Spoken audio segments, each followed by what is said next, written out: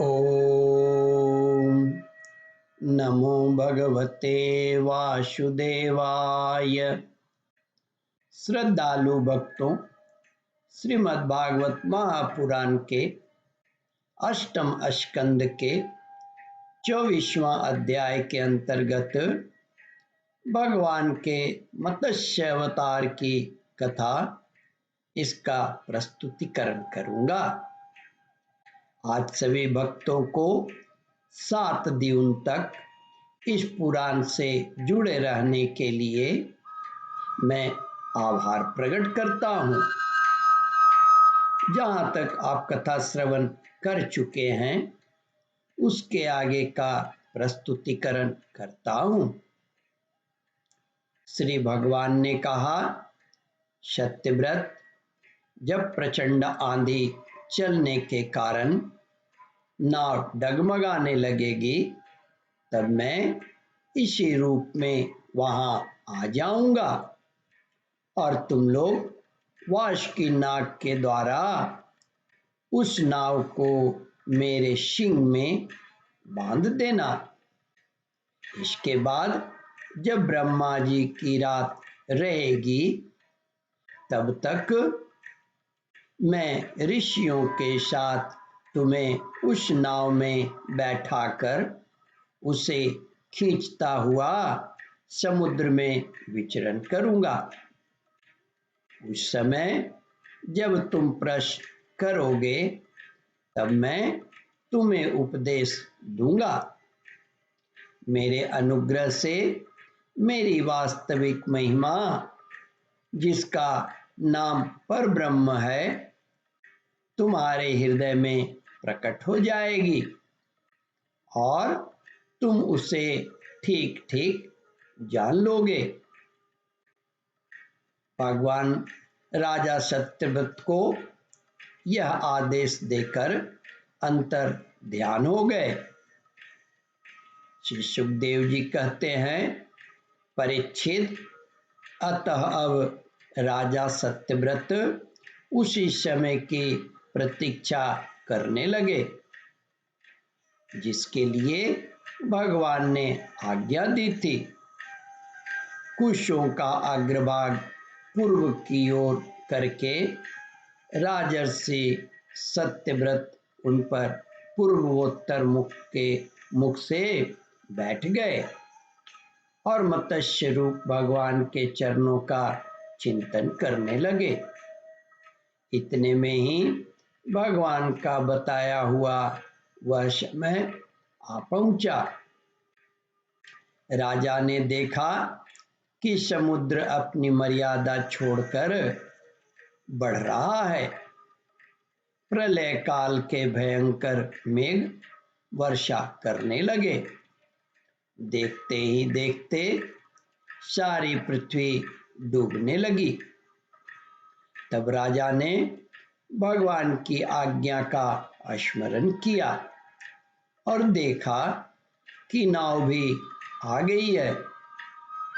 तब वे धान्य तथा अन्य बीजों को लेकर सप्तर्षियों के साथ उस पर सवार हो गए।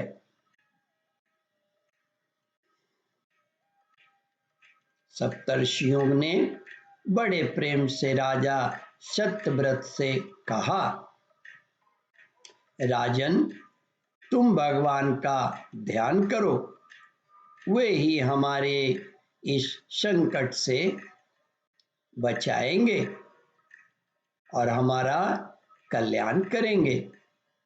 उनकी आज्ञा से राजा ने भगवान का ध्यान किया।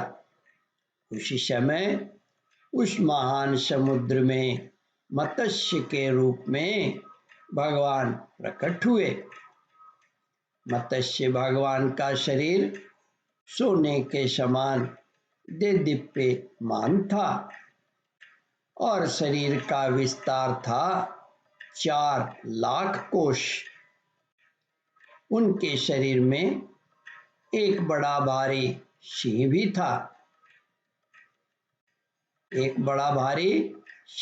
था। भगवान ने पहले जैसे आज्ञा दी थी उसके अनुसार वह नौका वासुकी नाग के द्वारा भगवान के सिंह में बांध दी गई और राजा सत्यव्रत ने प्रसन्न होकर भगवान की स्तुति की। राजा सत्यव्रत ने कहा, प्रभु, संसार के जीवों का आत्मज्ञान अनादि अविद्या से ढक गया है। इसी कारण वे संसार के अनेकानेक क्लेशों के भार से पीड़ित हो रहे हैं। जब अनायास ही आपके अनुग्रह से वे आपकी शरण में पहुंच जाते हैं, तब आपको प्राप्त कर लेते हैं। इसलिए हमें बंधन से छुड़ाकर वास्तविक मुक्ति देने वाले परम गुरु आप ही हैं। यह जीव अज्ञानी है, आपने ही कर्मों से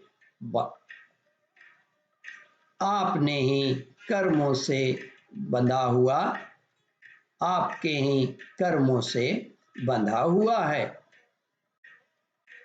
यह सुख की इच्छा से दुखप्रद कर्मों का अनुष्ठान करता है। जिनकी सेवा से उसका यह अज्ञान नष्ट हो जाता है, वे ही मेरे परम गुरु। आप मेरे हृदय की गांठ काट दें। जैसे अग्नि में तपाने से सोना चांदी के मुकुट के मल दूर हो जाते हैं और उनका सच्चा स्वरूप निखर आता है, वैसे ही आपकी सेवा से जीव अपने अंतःकरण का अज्ञान रूप मल त्याग देता है और अपने वास्तविक स्वरूप में स्थित हो जाता है। ओम परमात्मने नमः। श्रद्धालु भक्तों, इस कथा को ध्यान पूर्वक श्रवण, मनन और इसका चिंतन करें। इस कथामृत का रसास्वादन अपने बंधु बांधवों को भी करावें। इस वीडियो को शेयर और सब्सक्राइब करें। ओम परमात्मने नमः।